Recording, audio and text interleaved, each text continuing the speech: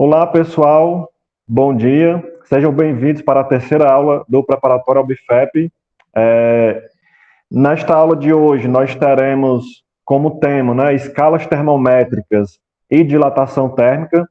O bolsista Jefferson vai fazer a apresentação do tema hoje.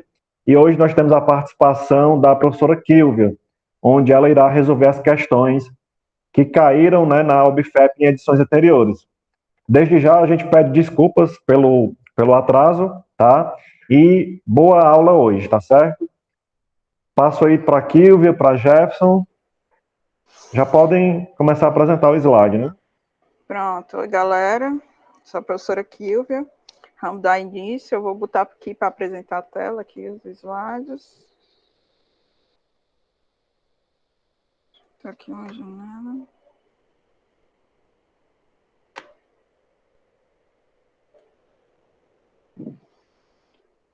Pronto, pode começar, Jeff. Acho que é só você hoje. Pronto. Vocês escutam bem, né? Eu estou escutando. Sim. Pronto. Então, bom dia, pessoal. Sejam muito bem-vindos, né, a mais um dia do nosso preparatório, né, para a OBFEP.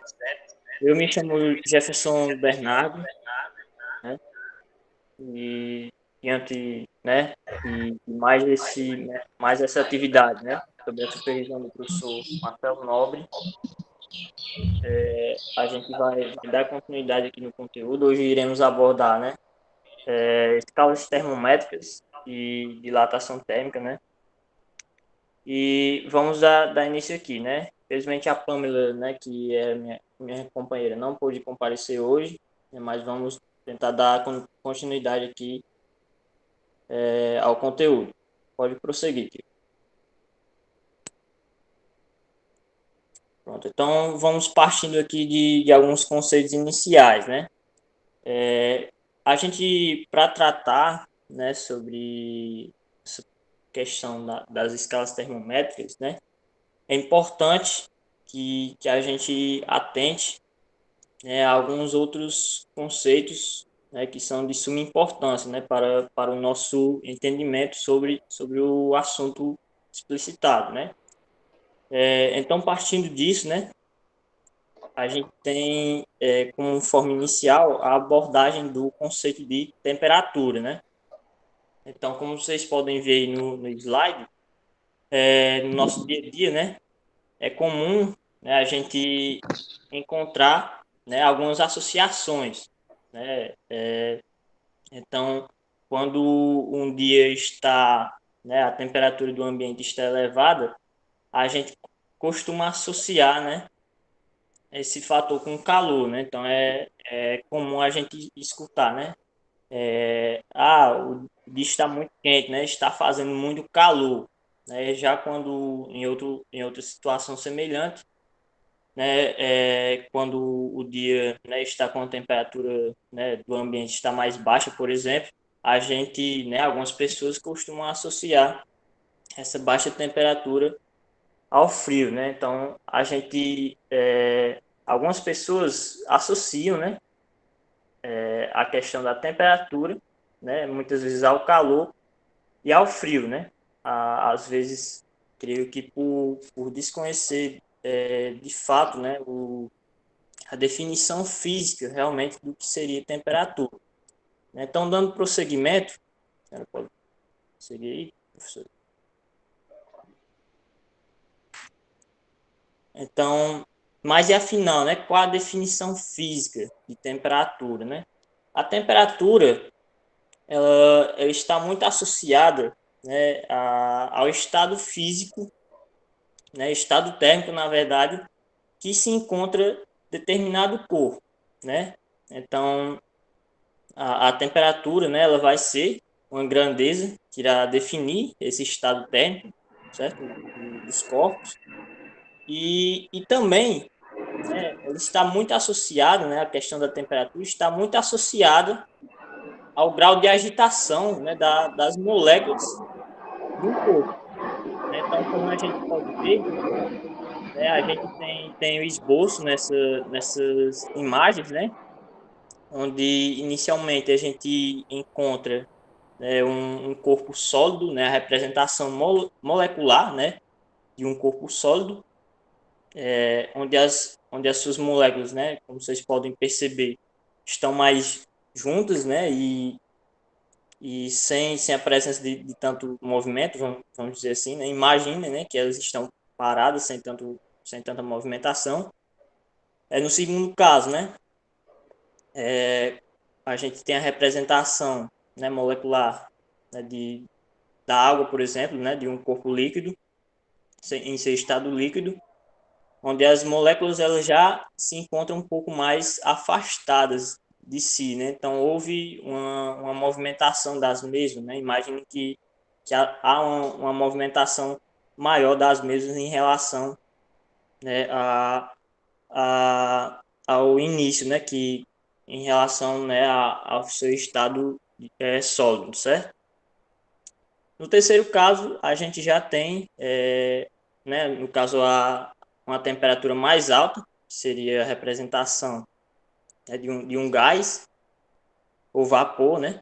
Então, essas moléculas, elas começam, né, a se agitar mais ainda, e isso vai representar um aumento de temperatura, né? Então, se esse gás foi exposto a mais um aumento de temperatura, né? Então, a gente pode chegar, né, ao que a gente chama de plasma, né? Nessa quarta representação, a gente vê que as moléculas, né, elas ainda continuam, né, com sua movimentação, e a gente pode chegar, né, até mesmo a esse quarto estado físico da matéria, vamos dizer assim, né, que seria o plasma.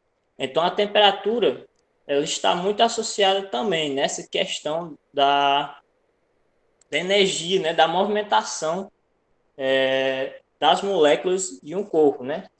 Tanto que se você for imaginar, quando a gente está em um dia, né, entre aspas, muito frio, né, a gente costuma, né, esfregar as mãos e tal, né? Eu já fiz muito isso, com o intuito de que pudesse, né, esquentar um pouco as mãos, enfim. Então, a movimentação, né, nesse caso, o atrito entre as mãos, né, faz com que a temperatura, né, das mesmas possam aumentar, mesmo que por um instante mínimo. Então, a partir disso, a gente já pode ter essa noção, né, essa associação de que a temperatura, né, ela está, sim, relacionada à movimentação, né, no caso, a movimentação, ao grau da movimentação das moléculas de um corpo, certo? Então, pode prosseguir, professor. E calor, né? A gente viu lá no início, né, que às vezes há uma má interpretação, né, e uma associação da temperatura com o calor, né? Então, o calor é energia térmica em trânsito, né, transferida de um corpo a outro devido à existência de diferentes temperaturas, né, entre os mesmos, certo? Então, a gente tem essa representação, né? A gente teria nesse caso aí dois corpos, né, com temperatura, uma temperatura A e uma temperatura B, onde essas duas temperaturas, né, esses dois corpos estariam a temperaturas diferentes, né? Então o calor vai ser exatamente, né, a, a transferência de energia, né? E essa transferência de energia, ela ocorre especificamente, né, devido, né, à presença dessas diferentes temperaturas, né?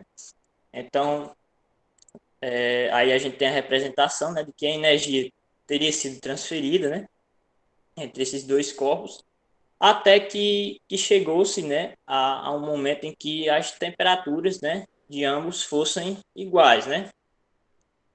Então, a gente consegue perceber isso através dessa representação. Então, chegado, né, esse momento em que as temperaturas se igualam, a gente chega a um ponto, né, conhecido como equilíbrio térmico, né? Então, quando há essa diferença de temperaturas, né, como foi o caso mostrado, né, e essas temperaturas elas se igualam, então a gente chama, né, isso de equilíbrio térmico, né, quando a gente tem essa transferência de energia de modo que as temperaturas, né, dos corpos envolvidos elas possam se igualar, certo? Pode seguir, Kiko. Pronto, então, quando dois corpos atingem a mesma temperatura, né, dizemos que ambos estão em equilíbrio térmico, certo?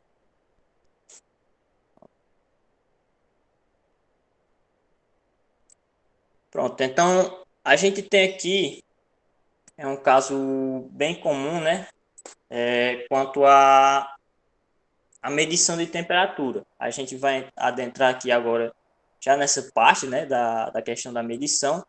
E a gente tem aqui um exemplo, né, um experimento físico, na verdade, que pode ser realizado até mesmo em casa, né, claro, com alguns cuidados, né, e eu trouxe aqui para explanar um pouco para vocês, né.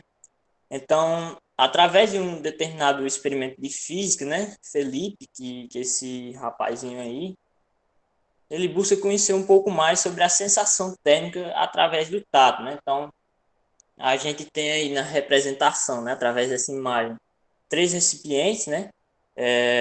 Mais a nossa esquerda, né, com água fria, né? O recipiente central, né, teria água morna, que no caso seria temperatura ambiente, e o outro recipiente, né, com água, né, com a temperatura mais elevada, né, com água quente no caso, certo?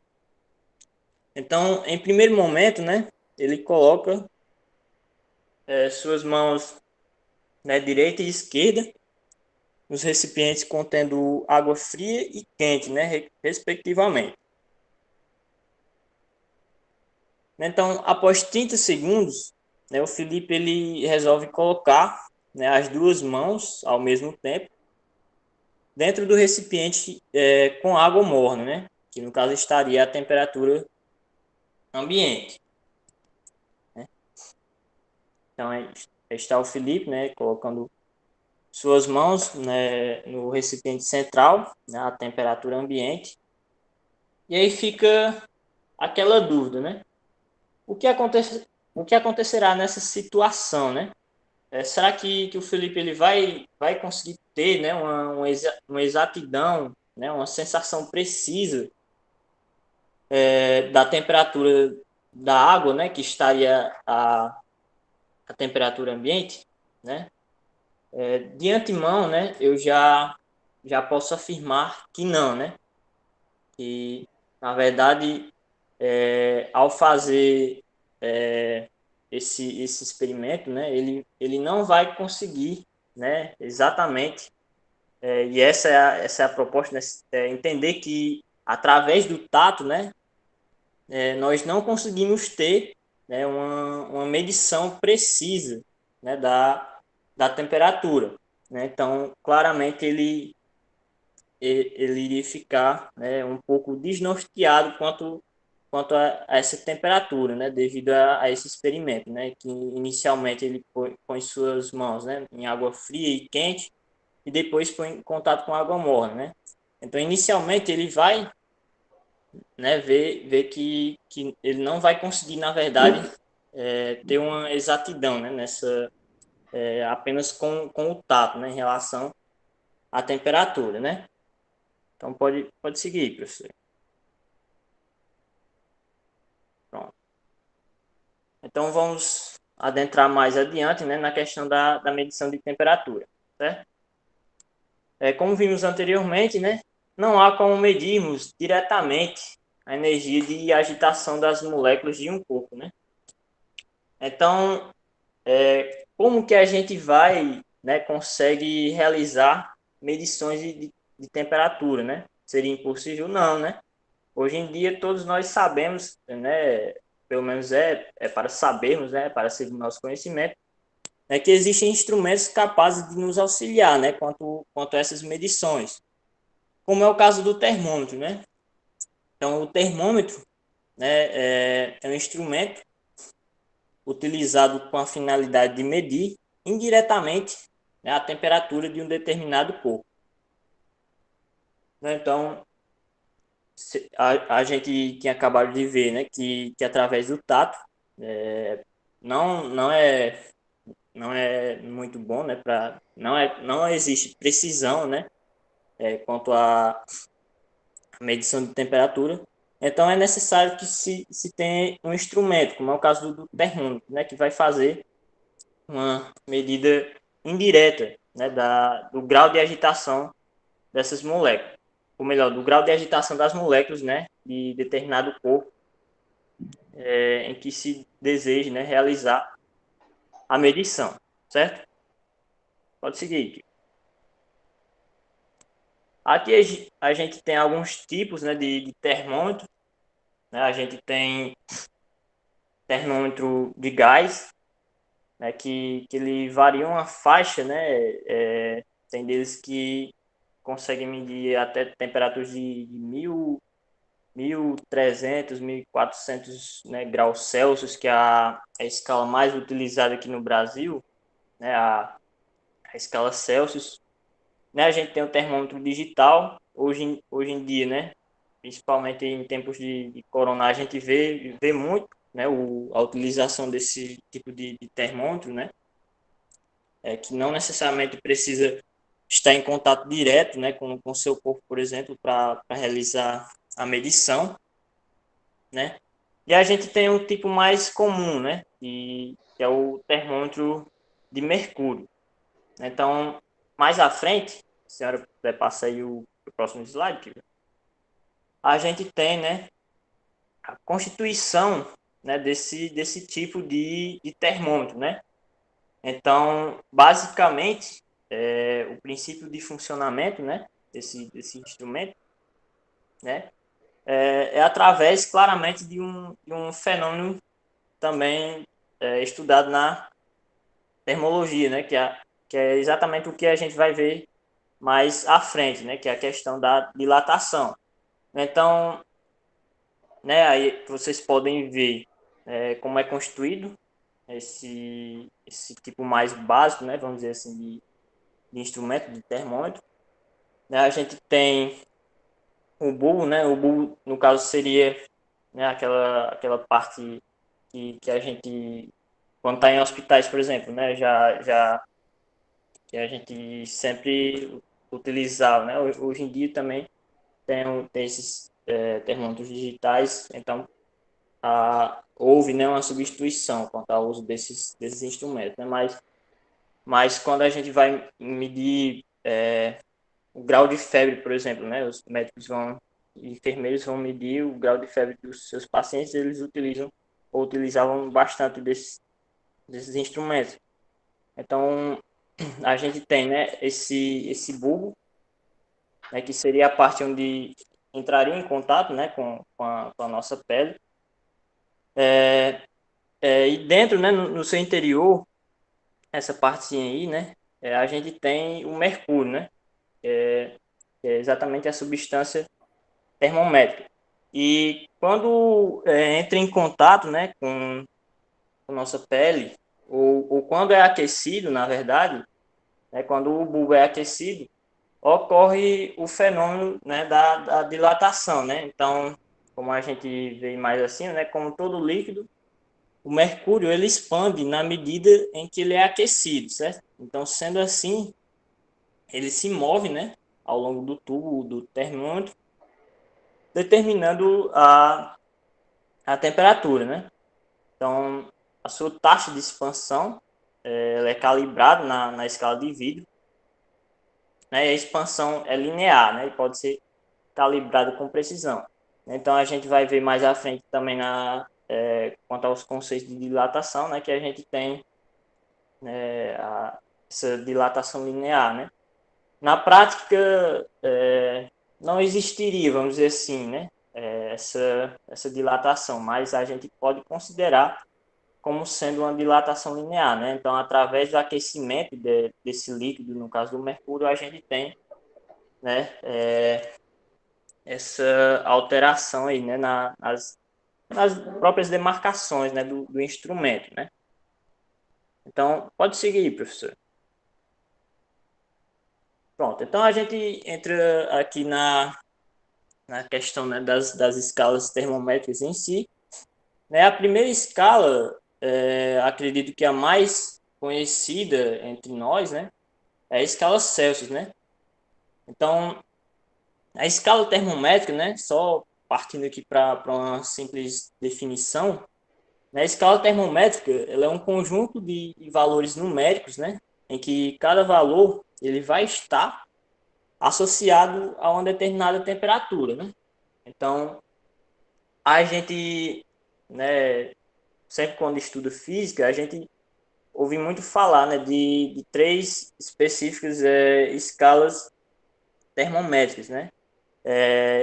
E a mais utilizada aqui no Brasil, né, entre a gente aqui, é exatamente a escala Celsius, né, criada por esse rapaz aí, né? Então, essa escala, né, tem como pontos fixos, né, os valores de 0 e 100.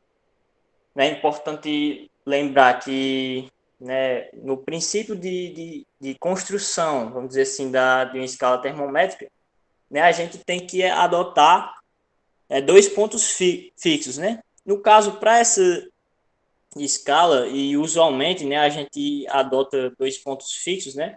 O primeiro ponto fixo seria o ponto de gelo chamado, né? Que seria o ponto de ebulição, né, da água. Então a gente teria No o caso método é de fusão, né? fusão, né? Isso. Isso. Ponto de fusão da água, né? Que seria a 0 graus Celsius, certo?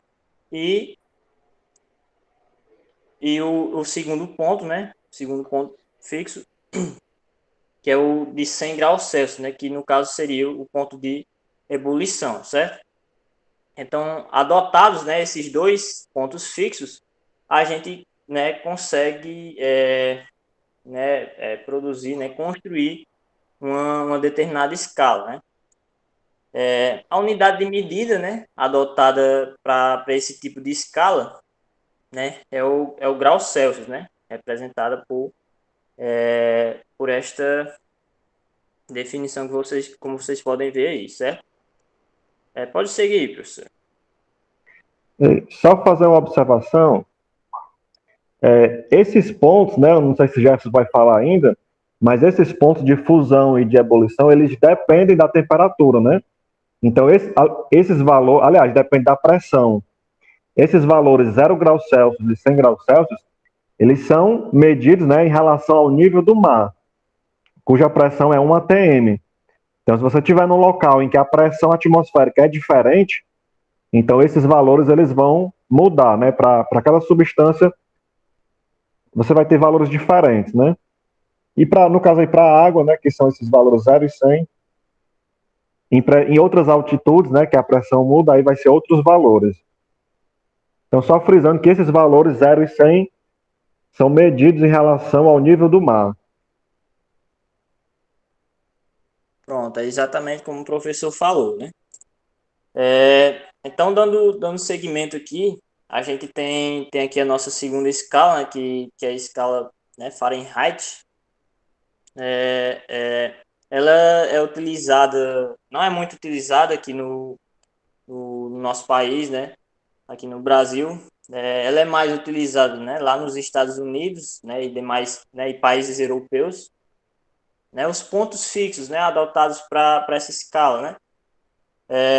São os valores, né, correspondentes a 32 e 212, né, como vocês podem ver aí ao lado à direita a gente tem essa representação, né, dos pontos fixos para essa escala, e a unidade de medida adotada é o grau Fahrenheit, né. Pode seguir, professor. Bom, tem a terceira escala, né, que a gente costuma estudar também, né, no, nos livros de ciências do ensino fundamental, ou melhor, nos livros de ciências não, né? A gente já estuda mesmo no ensino médio, né? Nos próprios livros de física em si, né? Então a gente costuma também estar estudando essa escala termométrica, né? Só tem um ali em cima que eu não alterei, né? Que ele seria o Kelvin, né? Mas enfim, essa é a terceira escala, né? Que no caso seria a escala Kelvin, certo? Ela é utilizada, né, como padrão, né, pelo SI. Para quem não sabe, o SI é o Sistema Internacional de Unidades, né? Então, há definições padrões, né, que são adotadas, né, quanto à unidade de medida, né? Então, Tá bem? né, essa unidade ela é adotada, né, no sistema internacional. Pronto.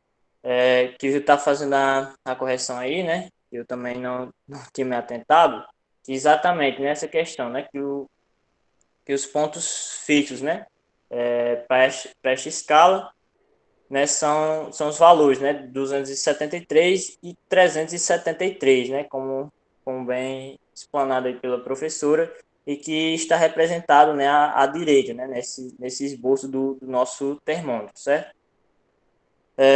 A unidade de medida adotada, né, é o Kelvin, que, como já falei, né, é a unidade padrão adotada pelo Sistema Internacional de Unidades, né, e 0K, né, ou seja, 0 Kelvin, né, corresponde ao que chamamos de zero absoluto, né.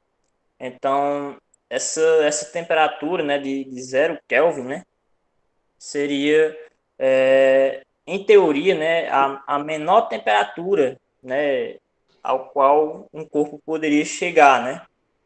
Mas isso em teoria. Existem, né, alguns experimentos que alguns cientistas, né, fizeram, mas eles conseguiram obter um valor aproximado, né? Que chegava próximo, né, 200, ou melhor, zero Kelvin, né? E esse zero Kelvin, né, a gente vai ver mais à frente também a questão da conversão, né, das escalas, que corresponde, né, a menos de 273 graus Celsius, né? Então seria o que a gente conhece como zero absoluto, né, a menor temperatura, teoricamente, né, a ser chegada, né? Pode seguir, professor. Pronto, então a gente chega aqui à parte, né, da conversão de escalas, né? A gente tem as nossas três escalas que a gente acabou por ver, né? Que é a escala Kelvin, a escala Celsius e a escala Fahrenheit, né? Então, a gente tem, né, aqui essa relação. Então, a gente atrela, né? Essa pequena relação à nossa conversão, né? Então, a gente toma como ponto de partida, né? A escala Celsius. Então, a gente vai pegar, né? Então, fica meio ruim da gente ver isso, né? Tanto que eu não pude colocar mais explícito por conta que eu fiz aqui no tablet, mas a ideia é importante ser apresentada, né? Então, partindo dessa escala Celsius aqui, né? Essa escala central, a gente tem, né, um valor temperatura arbitrário C, né? E a relação, né, que a gente tem é a seguinte, né? Então a gente tem, né, que o C, esse valor arbitrário para a temperatura, né, vai ser C menos o ponto de fusão, né, que seria C menos zero, né, sobre o ponto, né, exato, C menos zero, né, sobre esse ponto de ebulição, que no caso seria 100 menos, né, o ponto de fusão, né? Então a gente teria essa relação. E para a escala Fahrenheit, né, a gente seguiria a mesma ordem, né? Então a gente teria, né, F, né, que é um valor arbitrário para a temperatura, menos, né, o ponto de fusão, né, dessa escala que seria o 32, corresponderia a 32, né, graus Fahrenheit, sobre, né, 212, né, que é o ponto de ebulição, né, em relação à escala Celsius, né, 212 menos, né, esse ponto, né, o 32, né, que seria o ponto de fusão em relação também à escala graus Celsius, né. Então, a gente tem essa relação. E, por fim, né, para a escala Kelvin, né, a gente também seguiria a mesma ideia. Então, seria um valor arbitrário K, né, menos, né, esse 273, né, 15, que a gente pode arredondar mesmo para 273, para fins de cálculo, né, sobre, né, o 373, né, menos, né, o ponto de fusão, né? Então, a partir dessa relação, a gente tem essa associação, né? Então, a partir aí, e realizando o cálculo, né? Esses cálculos, pequenos cálculos aí, a gente chega a essa nossa relação, né? Para fatores de conversão, né? Entre as escalas. E como, né? Existem também a possibilidade da gente melhorar isso, né? Por conta que a gente pode dividir, né? Tudo por 20, não é isso? Então, a gente fazendo essa divisão, né? Em relação aos denominadores, né? Dessa nossa relação, a gente chega, né? A nossa outra relação mais simplificada, né? Para essa questão da conversão, né?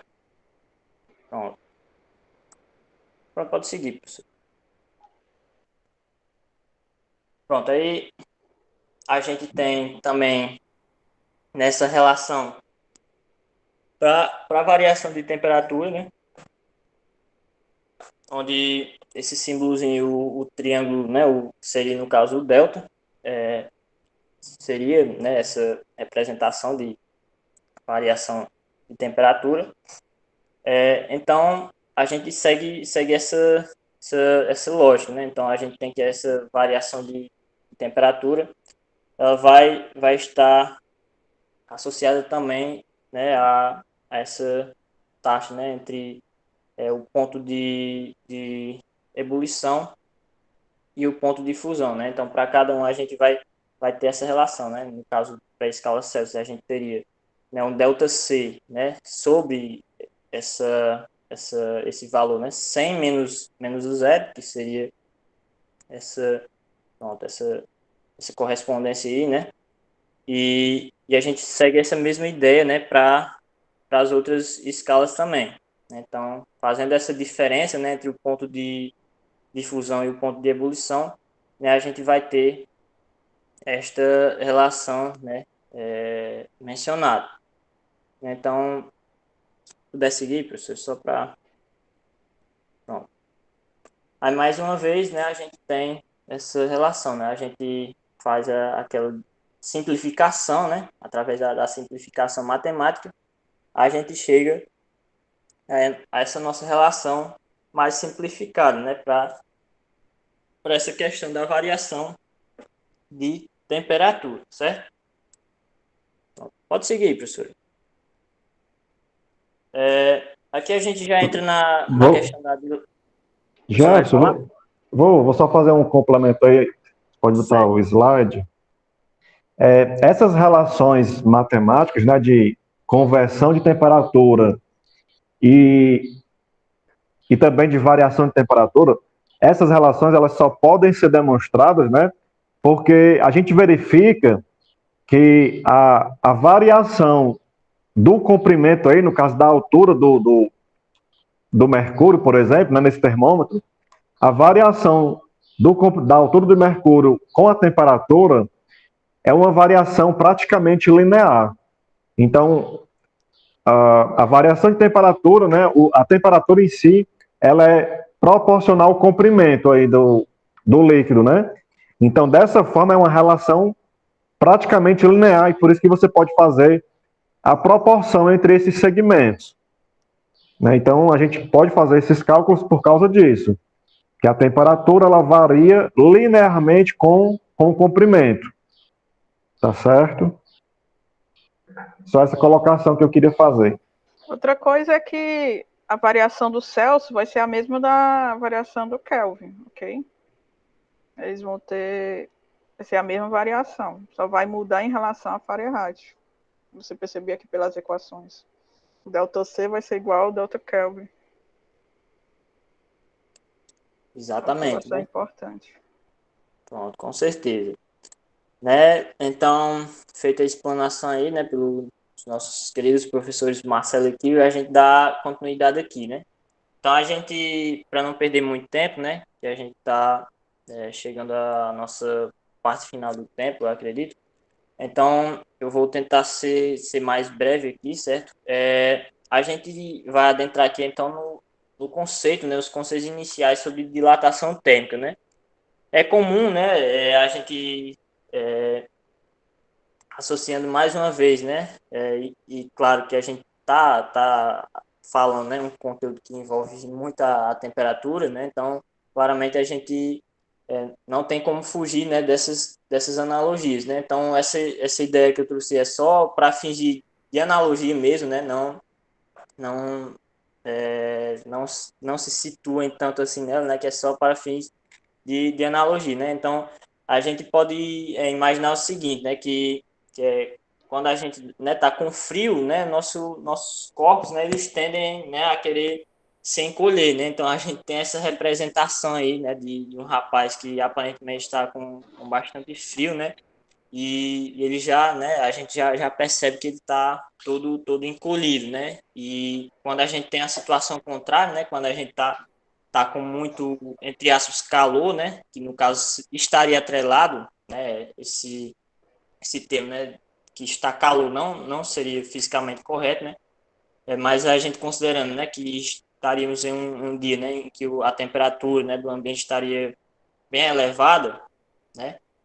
Então, os nossos corpos, né, eles tendem, né, a querer se expandirem, né? Então, é basicamente o contrário, né, em relação quando estamos com frio. Então, quando está quente, né, a gente busca, né, se expandir, né, se esticar, como a gente costuma falar. Ou melhor, eu costumo falar, né? Eu acredito, não sei se vocês utilizam esses termos, né? Mas enfim, eu acho que a ideia né, é só uma analogia mesmo, né, que eu gostaria de fazer através dessa ideia. Então, a gente pode prosseguir aí, né, para a definição em si do que seria a dilatação térmica, né? Então, a dilatação, né, é o nome que se dá ao crescimento das dimensões de um determinado corpo devido a um aumento de temperatura, né? Então, como eu já havia até citado anteriormente, né, no início da apresentação, né, que é a questão do termômetro, né, que ele se dilata, né, ou melhor, que ele sofre, né, aquela alteração, né, em suas demarcações e tal, através, né, desse conceito de dilatação, né.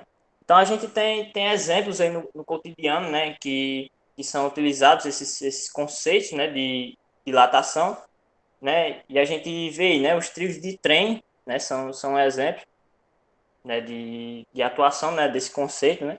Eles são submetidos a temperaturas altíssimas, né, com a passagem de carruagens e a agitação dos átomos que o constituem, né? E isso faz com que o caminho de ferro se expanda, né? Então,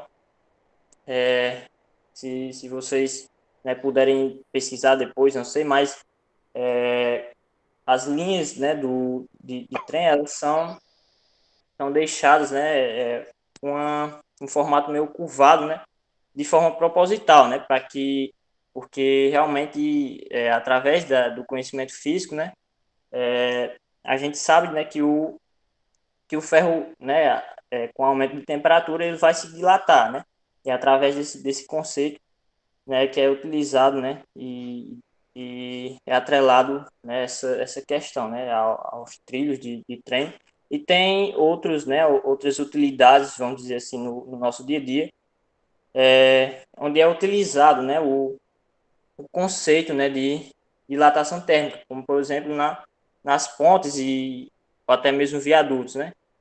Onde a gente tem essas rachaduras, né?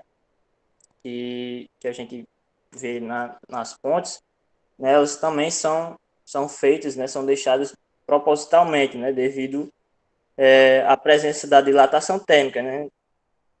Então, essas rachaduras, né? Que são chamadas de juntas, até esqueci o nome aqui, mas são juntas, né? Pronto, né? Durante a construção de pontes e viadutos, né? Deixam-se pequenas fendas, né?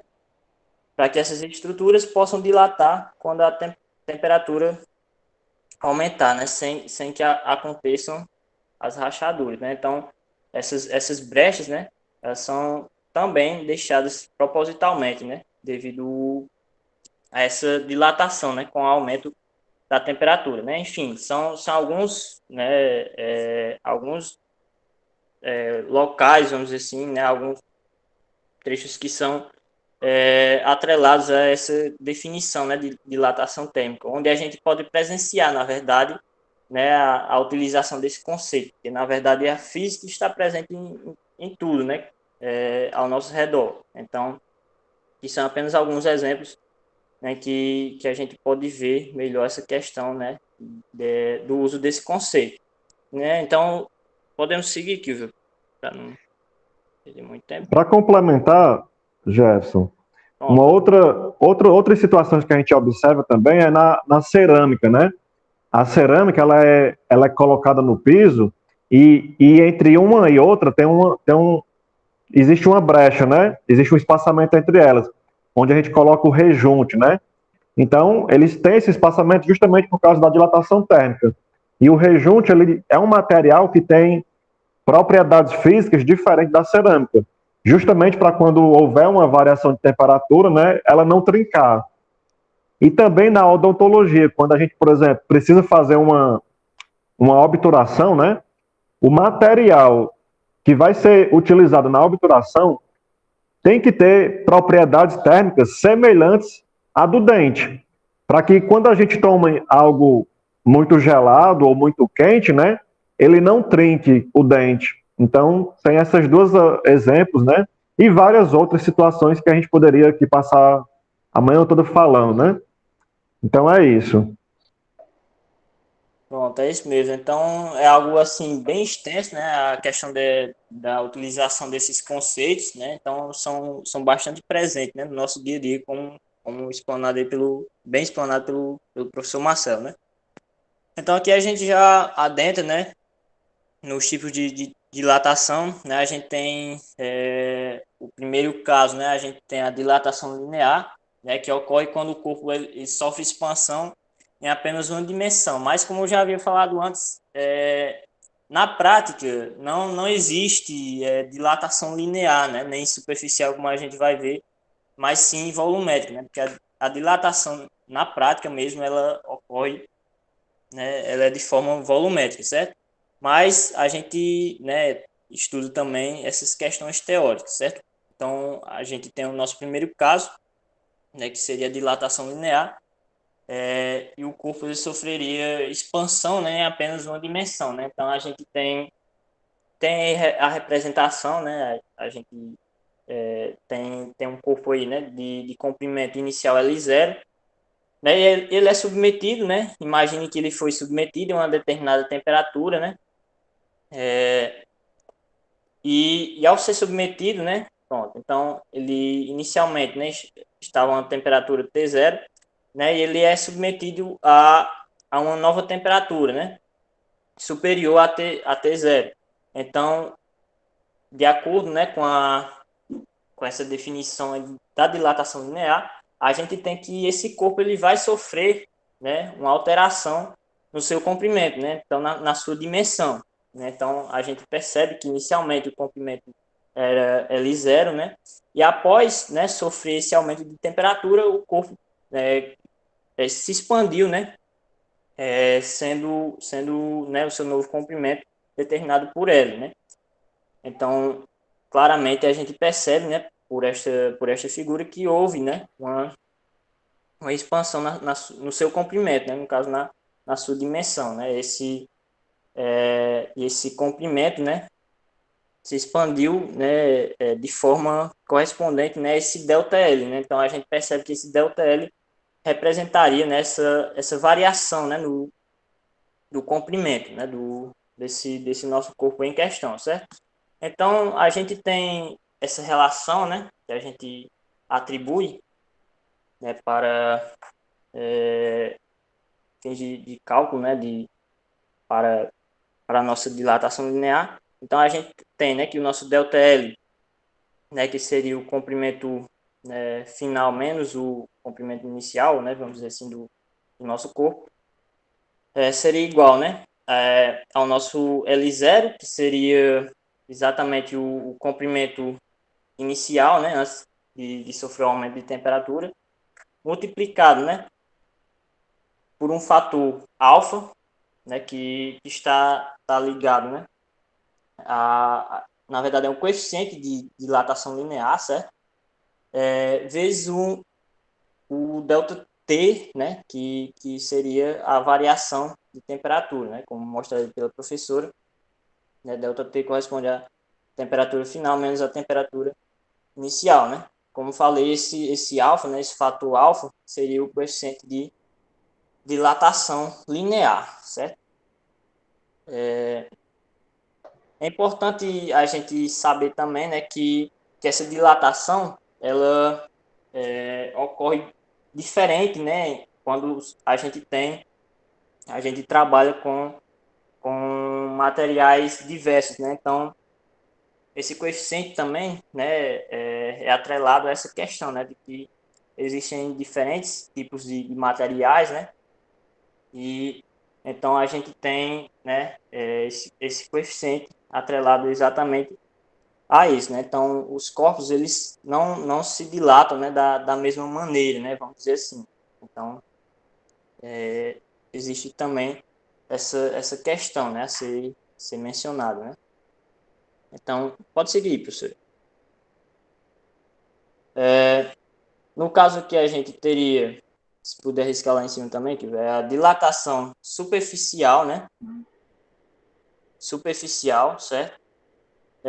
Que ocorre, né, quando o corpo sofre expansão em duas dimensões, né? Então, teoricamente, a gente teria aí essa nossa representação, né? Inicialmente, o corpo, né, seria representado, né, por essas dimensões, né, L1, que seria o comprimento, né, nas laterais, e A1, que seria, que poderia ser o nosso A0, né, que na verdade ele na equação tem um A0. Então, esse A, né, que seria o nosso A0, seria a representação da nossa área inicial, né?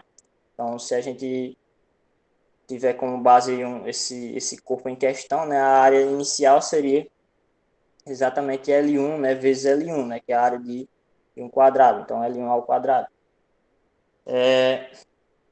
E ao sofrer, né, a exposição, né, ao aumento de temperatura, esse mesmo corpo ele sofre também uma alteração, né, nas suas dimensões. Então, nesse caso, para dilatação superficial, a expansão ocorreria nas duas dimensões, né? Então, a área, né, em si seria afetada, né? Então, a gente teria essa nova relação, né, que o A, né, a área final, nesse caso, após a expansão, né, a exposição de temperatura, na verdade, seria igual, né, a L, né, vezes L, no caso, L ao quadrado, né? E a gente tem, né, que essa representação, né, desse nosso ΔA seria exatamente a variação, né, da nossa área, né, seria a nossa dilatação. No caso, seria o ΔA, como a professora explicitou aí, né, que seria a área final menos a área inicial, né? Então, a gente tem que essa variação, né, vai corresponder, né? Vai ser, pronto, ΔA ser igual a zero, já vai colocar aí, pronto, vezes um beta, né, vezes o delta T. É que, na verdade, a gente tem que esse 2 alfa, né, como vocês podem ver nessa nossa equação, 2 alfa, ele pode ser substituído exatamente, né, por esse outro fator, né, que a gente chama de beta. Né? Então, quando a gente trabalha com a dilatação superficial, né, a gente pode utilizar essa nossa nova nomenclatura, né? Então, o beta ele iria corresponder a 2 alfa, certo? Então, para a nossa dilatação superficial, né, a gente teria essa equação característica, né, onde o ΔA, né, a variação, né, na expansão da área seria correspondente, né, à área inicial, que é a zero, vezes o coeficiente, né, de dilatação superficial, que é o beta, que corresponde a 2 vezes alfa, vezes a variação de temperatura, certo? É basicamente isso. Pode prosseguir, professor, por gentileza. Pronto, aí nosso último caso para dilatação volumétrica, né, dos sólidos, que como eu falei anteriormente, é o caso que ocorre na prática, né, com todos os corpos. Então, ela ocorre, né, quando o corpo sofre expansão nas 3 dimensões, né, a gente tem essa representação, que a gente tem inicialmente um corpo, né, em formato de cubo, que ele é exposto, né, a um aumento de temperatura, né, e com isso suas dimensões, né, suas 3 dimensões, como a definição deixa explícito, ela sofre alterações, né, no caso sofre uma expansão. Né, então, a partir dessa expansão, a gente tem essa relação, né, que o ΔV, no caso seria a variação do volume, né, corresponderia, né, a um fator gama, né, vezes o volume inicial, vezes a variação de temperatura, né? E mais uma vez, né, o ΔV, né, que essa variação seria o volume final, né, menos o volume inicial. E a gente tem também, né, que esse fator gama, né, ele corresponde a três vezes, né, o coeficiente de dilatação linear. Né? Então, a gente tem essa relação, né? Importante lembrar, né, que esse coeficiente ele vai ter, né, esses novos valores, né, tanto para dilatação superficial, que no caso a gente tem, né, que corresponde a 2 alfa, quanto para a dilatação volumétrica, né, que no caso seria 3 vezes o valor de alfa, certo? Então a gente tem essa relaçãozinha, certo? Então, dando seguimento, para não perder muito tempo, a gente tem, né, também, né, a gente viu inicialmente a questão da dilatação dos sólidos e a gente também tem a dilatação dos líquidos, né? Então, assim como os sólidos, os líquidos, eles também se dilatam, né, ou se contraem devido à alteração na temperatura, né? Então, é importante deixar isso bem claro, né, que o corpo ele vai sofrer alterações devido à exposição à temperatura, né? Então, se a variação de temperatura, ou melhor, se houver um aumento na temperatura, esse corpo ele vai se dilatar, obviamente, como a gente viu. E caso haja, né, uma diminuição da temperatura, o corpo ele sofrerá, né, uma contração, né? Então suas dimensões serão reduzidas, certo? Então a gente tem um caso para dilatação dos líquidos, né? E no esboço a gente tem inicialmente, né, um recipiente contendo água, né, exposto a uma temperatura inicialmente, né, T1, né, e o volume, né, do recipiente é um volume P0, certo? E quando esse corpo, né, é submetido, né, a um aumento de temperatura, então a gente tem esse segundo caso, onde T2, né, no caso a temperatura agora passa a ser T2, né, onde T2 é maior do que T1, né, então o líquido ele sofre uma expansão, né? Então, ao sofrer essa expansão, né, perceba que tem um outro recipiente que estava inicialmente vazio, né, ao lado, né, agora com a expansão, né, a água se excedeu, né, ao volume do recipiente, né, e caiu exatamente dentro desse recipiente ao lado, né. Então, esse volume de água, né, que caiu dentro desse novo recipiente foi exatamente esse volume excedido, né? Então, essa dilatação ocorrida para esse caso, né? A gente chama de dilatação aparente, mas por que aparente, né? E não real. A dilatação aparente, né? É exatamente nesse caso, porque quando o recipiente é exposto, né, a um aumento de temperatura, esse recipiente ele também sofre, né, uma dilatação. Então a gente tem a dilatação, né, do recipiente e temos a dilatação do líquido em si, né? É importante lembrar que a dilatação do líquido ocorre também, né, em 3 dimensões, né? Então a gente atrela essa variação, né, nas dimensões a dilatação volumétrica, né? Como a gente viu no caso do sólido, só que agora a gente está trabalhando com líquido, certo? Então, essa dilatação aparente, né, seria apenas em relação, né, a esse volume excedido, né, da água, né, do nosso líquido, no caso. Né? A gente não especificou que seria água, né, mas para um líquido qualquer, essa, essa dilatação aparente vai ser, né, exatamente correspondente a esse líquido, né, ao volume do líquido excedido, certo? E a dilatação real, né? O que seria a dilatação real? A dilatação real seria exatamente o coeficiente do líquido é o mesmo coeficiente do... Acabei não vendo aqui.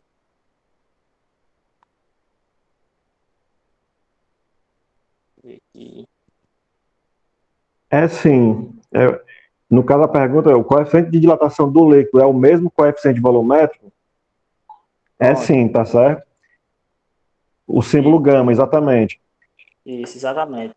Porque no caso do sólido, a gente pode ter as três dilatações, né? Linear, superficial e volumétrica. Porque o que acontece? No sólido, dependendo das dimensões, você pode desprezar uma variação, né? No caso, se você tiver uma barra muito fina e comprida, então o que vai variar praticamente é só o comprimento, né? As outras dimensões variam muito pouco, então você pode desprezar.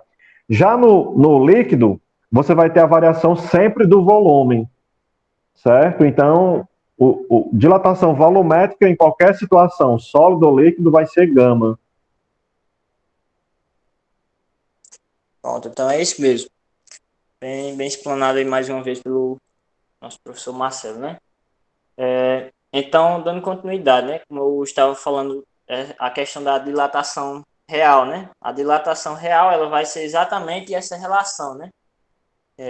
Que é a soma, né? Entre a variação, ou melhor, a dilatação aparente, né? Do líquido, mais a dilatação do recipiente, né? Então, a gente calculando, né, esses dois fatores, né, a dilatação aparente, né, que é aquele volume excedido do líquido, e calculando também a dilatação do recipiente, né, a gente consegue chegar ao nosso valor para a dilatação real, né, do nosso líquido, tá certo? Pode seguir aí, professor. Pronto, aí aqui só uma curiosidade, né, em relação à dilatação da água, né, ou melhor dizendo, a dilatação irregular da água. Né? Quando a água é aquecida, né, especificamente entre os intervalos de 0 e 4 graus Celsius, né, ela vai sofrer uma contração e depois ela começa a dilatar-se, né? Ou seja, quando a água está em seu estado sólido, né, ela tem volume maior do que no estado líquido nesse intervalo de temperatura, né? Então, é uma curiosidade, né, em relação a essa dilatação da água, né, que nesse intervalo, né, de 0 graus a 4 graus Celsius, né, vai ocorrer exatamente o inverso do que a gente via, né? Então, o que a gente viu até agora, né, que quando exposto, né, seja sólido ou líquido, quando exposto a um aumento de temperatura, né, a gente viu que as dimensões, né, seja do líquido ou do próprio sólido, eles aumentam, né? Então, se dilatam. Só que, especificamente para esses valores, né, de 0 a 4 graus Celsius para a água, né, a gente vai ver que acontecerá o inverso, né? Então, de zero a graus Celsius, né, através desses valores, né, as dimensões, né, no caso, o volume da água, não vai aumentar e sim diminuir, né? Então, é uma situação bastante curiosa, né? Essa questão dessa dilatação irregular da água, né? Então, entre esses dois valores, né, de 0 a 4 graus Celsius, a água ela não vai se dilatar, né? O volume da água não se dilata, mas sim se contrai, certo? Não é o E contrário, não. Quando você resfria, o volume aumenta. Tá resfriando, hein? Que a ideia é quando você bota uma garrafa, supor, você esquece uma garrafa de Coca-Cola no congelador, né? O clássico, né? Ou mesmo de água. Se você deixar a garrafa toda cheia, né? É a tampa, esquecer, ela estoura. pronto, Justamente porque aumenta o volume. Não sei se já pronto, fizeram essa experiência ou tiveram essa experiência. pois é isso mesmo, né? Aí aqui a gente tem só essa representação, né? Na verdade, a gente tem, né, tem diversas experiências, né? Como a Kívia bem explicitou, né? E se a gente for imaginar, né, a gente pode atrelar diversos fatos do nosso cotidiano, né? Essa questão da dilatação. E como a gente pode ver aí na nossa representação, né, mais à direita, a gente tem a representação, né, no caso da densidade da água, né, para esse caso específico, né. Então, a 4 graus Celsius, né, então a gente considerando esses dois valores, né, específicos, onde ocorre a dilatação irregular, né, da mesma. Então, exatamente aos 4 graus Celsius, né, a densidade, né, ela será máxima. Então, se a gente tem a massa, né, a massa da água não se alterando, né, e o volume, né, ele sofrendo essa variação, né, que densidade é massa sobre volume, né? Então, se o volume da água ele vai diminuindo, né, até chegar aos 4 graus Celsius, então, de acordo com essa relação, né, para densidade, onde densidade é massa sobre volume, né, então, à medida que o volume da água diminui, né, isso faz com que a densidade aumente. Então, aos 4, né, graus Celsius, exatamente nesse valor específico para a temperatura, a densidade da mesma ela será máxima, né? Então, a densidade terá seu valor máximo, certo? Acho que isso só tem até aí, né, professor? Passei para ele, pronto. Então, eu acho que já podemos encerrar, né? Que eu já tomei bastante tempo aqui da apresentação de hoje. Se vocês tiverem algum comentário a fazer ou alguma dúvida, vocês podem explanar aí, por gentileza, viu? Pronto. Comentando sobre essa dilatação, né, da água irregular, né, a dilatação anormal, que é o seguinte, assim, o comum é que com o aumento de temperatura, o volume dos objetos aumente, né? Só que no caso na água, para esse intervalo aí de 0 a 4 graus Celsius, a temperatura aumenta, né? Mas aí o volume não aumenta, o volume faz a diminuir. Então é uma dilatação irregular, né? Como você bem explicou aí. E é interessante mostrar o seguinte: é por causa dessa dilatação da água irregular que é possível haver vida marinha, né? Ali nos polos norte e sul, né? Porque os lagos, né? Eles não congelam completamente, eles congelam uma parte, né? Próximo à superfície, mas no fundo ele continua a uma temperatura, continua líquido, né? Uma temperatura a 4 graus Celsius, no caso, né? Então é isso. Acho que agora podemos prosseguir com as questões, né? Silvio Pronto, vai. então vamos dar início aqui às questões. Vou apresentar aqui a tela de novo, né?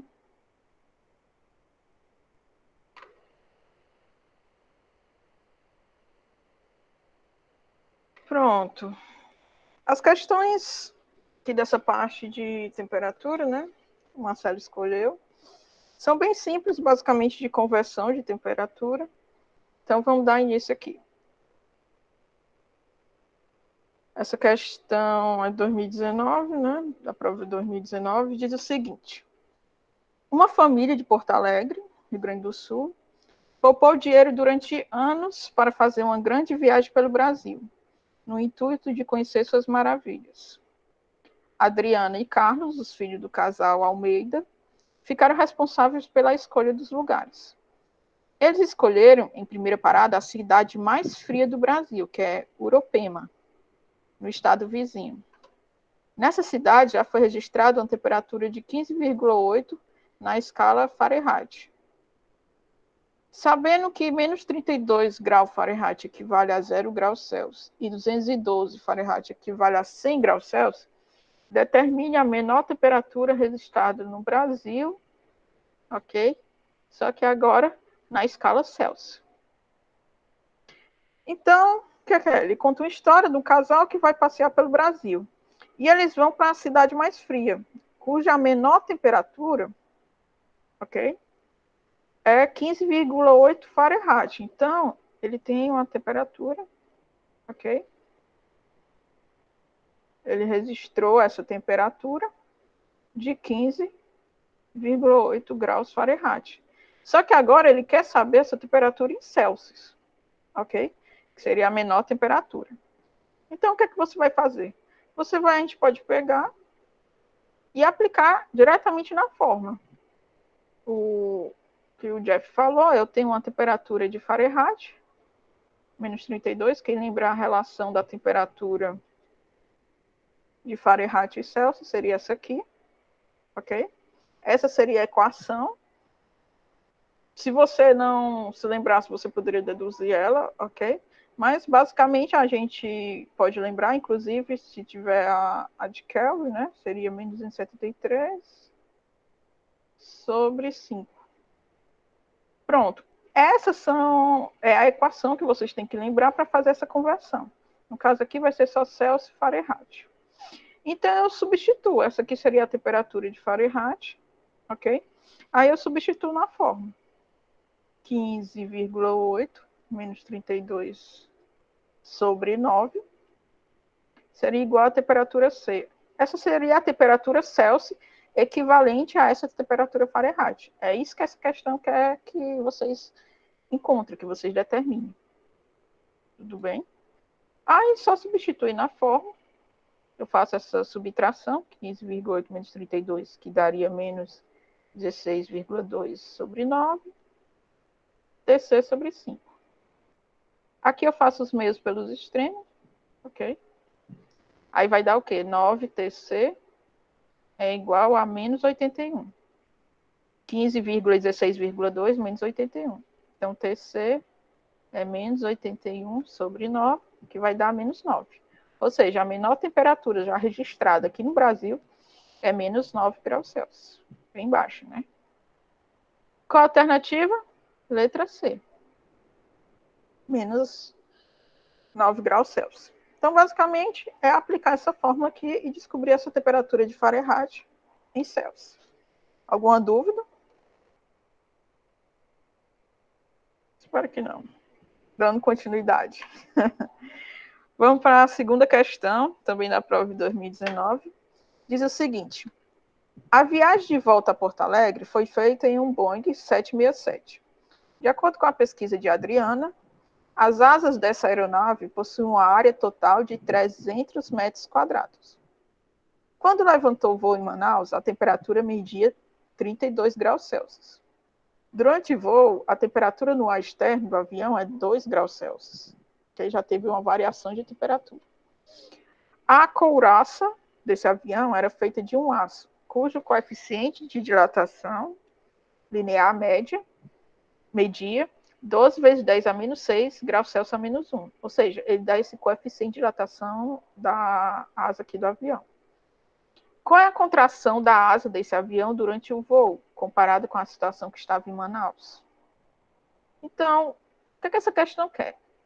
Ele deu a área da asa total daqui da aeronave.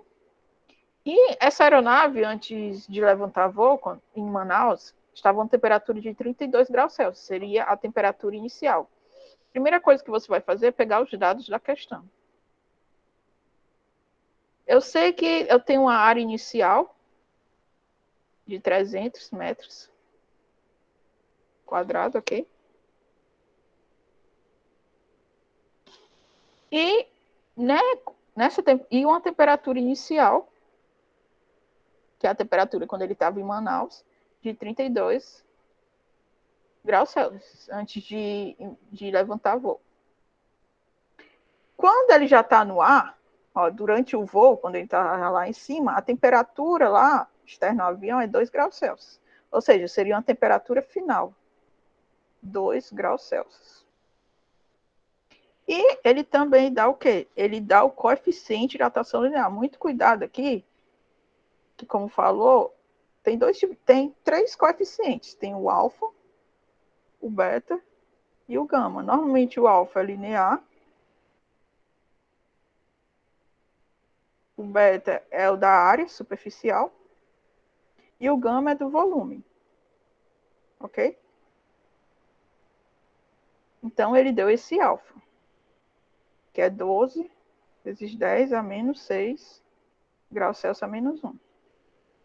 Aí ele pergunta, qual é a contração das asas desse avião durante o voo? Ou seja, quando ele está na temperatura final de 2 graus Celsius, a temperatura diminuiu. Então, as asas vão sofrer uma contração, vão diminuir a sua área. No caso aqui, ele tratou de área, mas pode ser uma diminuição também. Vai ser, lógico, uma diminuição também do volume. Então, você vai aplicar a equação. Vou até mudar de cor aqui. Qual a equação? Da área. Dilatação volumétrica ou dilatação superficial. Seria essa aqui. A igual a zero. No caso, como ele deu alfa, você vai considerar 2 alfa, né? E a variação de temperatura. Ok? Muito cuidado, porque às vezes ele podia ter dado beta. Aí a equação já seria outra. Tudo bem? Então, agora você substitui os valores para encontrar essa variação. Na verdade, não é nem o delta, é o A, né? É o A final. Não, é a variação mesmo que É usa. a variação? É. A mesmo. É o delta A. Então, seria o área inicial, 300. Agora, substitui os valores, o alfa. 12 vezes 10 a menos 6. Vezes a temperatura final, 2 menos 32. Recordando que esse delta T é o quê? É a temperatura final menos a inicial. Pronto, delta A vai ser o quê? Aí você faz a multiplicação. Aqui poderia começar com 300. Eles não usam calculadora, né? 2 vezes 12, 24, vezes 10 a menos 6. E aqui leve o fato que vai ter um sinal negativo, que vai dar menos 30. Até porque, como ele sofre uma contração, esse sinal negativo está dizendo que tem uma diminuição da área, né? Uma diminuição da superfície. Então, já bota aqui o sinal de menos na frente. Quando eu fizer toda essa multiplicação, vai dar quanto? Vai dar 0,216. Qual a unidade? Como a área aqui foi metros quadrados, e vocês verificam que todos estão em unidade assim, né? O grau Celsius, não é assim, né? O alfa está coincidindo com a variação de temperatura, todos em grau Celsius, as unidades estão coincidindo. Então, isso aqui também é metro quadrado. Pronto. Ah, professora, aqui não tem um sinal negativo, mas ele fala justamente a contração, ok? Bem aqui, ele fala da contração. Essa contração já trata uma diminuição da área. Por isso que é menos 216, que no caso seria a letra B. Alguma dúvida nessa questão? Muito rápido. O segredo é você identificar. Alguém quer falar? Não, até agora não tem nenhuma dúvida no chat. O segredo é você interpretar, né? Pegar os dados, essa área inicial, que antes de subir, de levantar voo, ele está nessa temperatura inicial. Lá em cima, a temperatura esfria muito, viu? Inclusive, ele diz que é externo, né? Dentro do avião já é outra temperatura. E ele deu o alfa. Então, vamos para a questão 3. O que é que diz a questão 3? Agora da prova de 2010. Antes de começar, Felipe, deixa eu ver aqui, foi Gabriel, né? Perguntou se coeficiente linear é o mesmo que calor específico. Não, Gabriel. Quando a gente fala de coeficiente linear, nós estamos nos referindo à variação do tamanho do objeto, tá? No caso do tamanho em uma dimensão, né? Coeficiente de dilatação, então vai ser variação de tamanho. Já o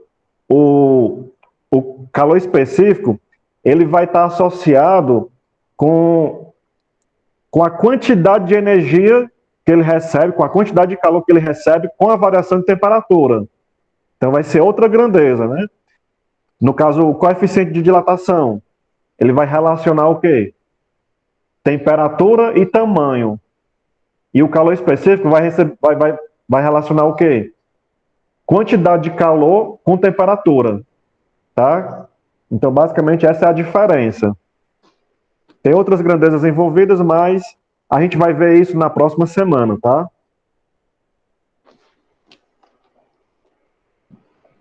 Ok. Realmente são duas grandezas diferentes. Uma está relacionada à dilatação, outra quantidade de calor em relação à unidade de massa e unidade de temperatura. Né?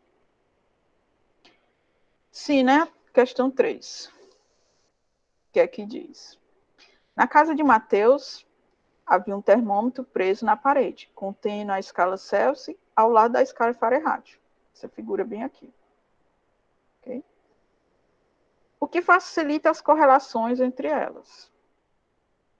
Mateus notou que a temperatura de menos 12 graus Fahrenheit corresponde a 100 graus Celsius.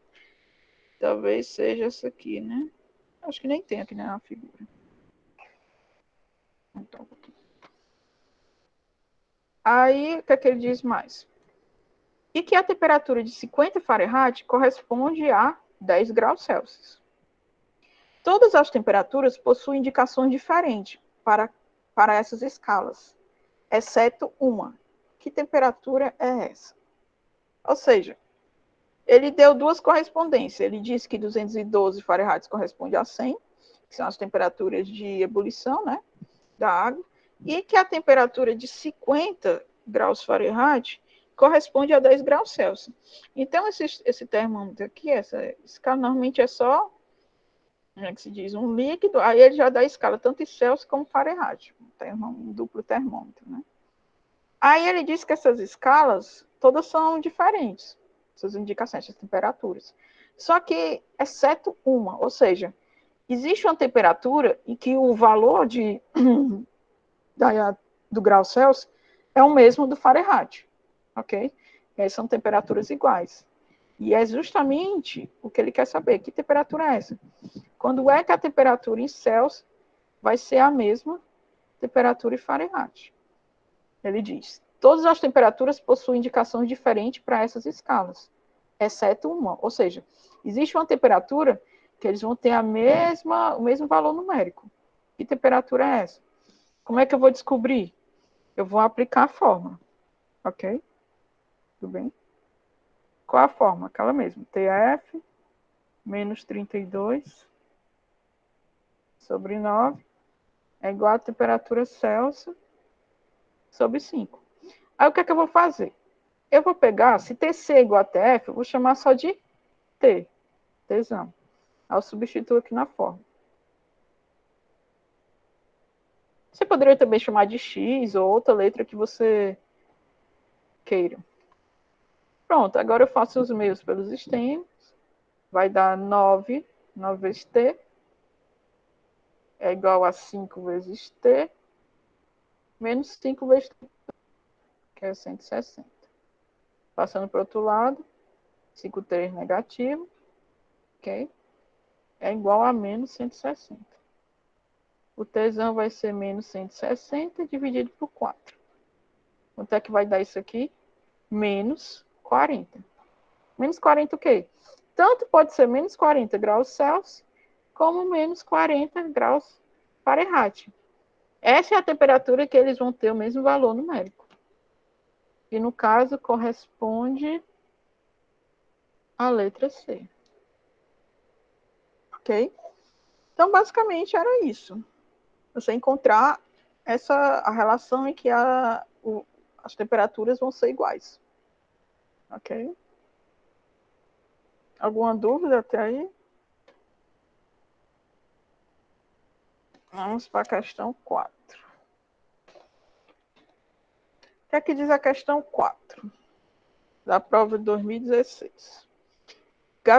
Daniel Gabriel Fahrenheit, em 1724, apresentou, né, a escala termométrica, cujo o ponto de fusão do gelo era 32 graus Fahrenheit, de ebulição da água era 212. Como os Estados Unidos é um dos poucos países que usa essa escala, a delegação estadunidense está se preparando para a diferença de indicação de temperatura para as Olimpíadas do Rio de Janeiro, onde se usa a escala Celsius. Seus atletas estão recebendo uma cartilha, o qual contém uma fórmula que converte a temperatura em Celsius, dado pelo X, em uma temperatura em Fahrenheit, representado pelo Y. Que fórmula é essa? Ou seja, ver os atletas americanos aqui, e eles teriam uma certa dificuldade de interpretar a nossa escala, grau Celsius, assim como nós temos uma certa dificuldade de interpretar a escala Fahrenheit, assim, de antemão. Claro, você aplicando na fórmula, você consegue. Então, aqui, o que ele diz? Ele diz que X vai representar essa escala, a escala Celsius, o grau Celsius. E Y vai representar as temperaturas na escala Fahrenheit. Nós já conhecemos a fórmula, né? Essa fórmula aqui, que faz justamente essa conversão entre a temperatura Fahrenheit e a temperatura Celsius. Ok? Só que aqui na questão ele quer uma fórmula aqui, ó. Se você ver as alternativas, ele dá y em função de x, ou seja, ele quer que você já pegue qual é a temperatura de Fahrenheit já em função da temperatura Celsius. E ele deu essas letras, y e x. Então, você substitui a temperatura Celsius por x e a temperatura Fahrenheit por y e encontra uma expressão de y em função de x. Ok? Vamos fazer o seguinte. Y menos 32 sobre 9 é igual a x sobre 5. Aí eu aplico os meios pelos extremos de novo. Vou fazer logo 5y menos 5 vezes 32 dá 160. É igual a 9 vezes x. Qual o objetivo aqui? Deixar o y só em função de x, deixar ele isolado, isolar o y, que a gente chama em termos matemáticos. Né? 5y, aí eu passo 9x, passo 160 para o outro lado, fica mais 160. E agora eu vou fazer uma divisão. Esse 5 está multiplicando o y, passa para o outro lado dividindo. Fica 9x mais 160, dividindo por 5. Y é o quê? Aqui eu vou dividir esses dois termos por 5, né? 9x por 5, mais 160 por 5. Quanto é que vai dar isso aqui? Y vai dar 9 por 5, 1,8. E aqui dá 32. Pronto. Eu encontrei essa expressão, a mesma dessa, né? Só que qual é a diferença? Fica mais fácil quando você já tem a temperatura em graus Celsius. Ok? O X seria o grau Celsius e o Y, o grau Fahrenheit, temperatura em Fahrenheit. Então, aqui, baseado na resposta, seria a letra A. Alguma dúvida nessa aí? É simples, vamos continuar. Ninguém tem dúvidas. E, finalmente, para finalizar... Só fazendo um complemento na questão, caso a questão fosse ao contrário, pedisse, por exemplo, graus Celsius e em função de Fahrenheit, era só deixar o X isolado e o Fahrenheit colocar para depois da igualdade. Exatamente. Você podia pegar o x aqui e fazer o contrário. 5y menos 160 e dividir por 9.